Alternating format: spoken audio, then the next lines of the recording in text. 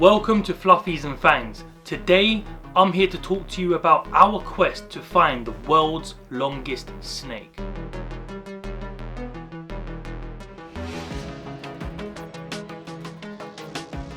The world's longest snake is recorded at 32 foot long and it is a reticulated python. This is the kind of snake I do not recommend to anyone just to go ahead and buy one. But because I have experience with other larger snakes, I thought, hey, we can do this. I've seen some beautiful reticulated pythons on J Prehistoric Pets, and he has some huge 20-foot long reticulated pythons which are just fascinating to watch. And with our plans to build a reptile room next year, I thought to myself, let's get a baby reticulated python which will soon dominate the space in our new reptile room. The only worry I had about getting this large snake is they've got a massive prey drive and their heat pits in their face allow them to detect heat signatures.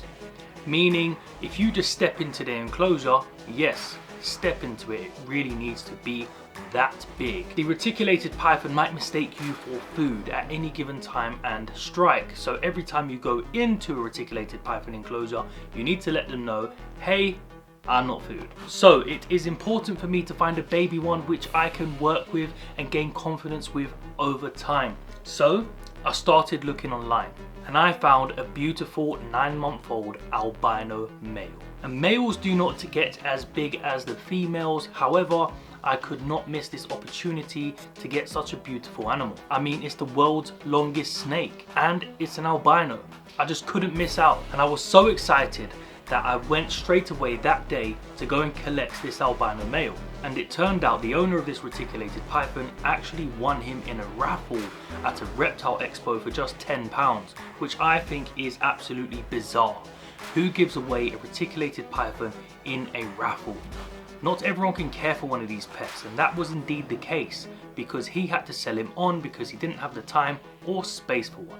So in the end, I did get this snake for an absolute steal of a price. Anyway, after a couple of days having this snake, we noticed he had snake mites. Luckily we had him in quarantine away from our other snakes, otherwise our entire collection could have been compromised. So I contacted our local reptile store called the Reptile Hut, and they recommended to us that we use predatory mites.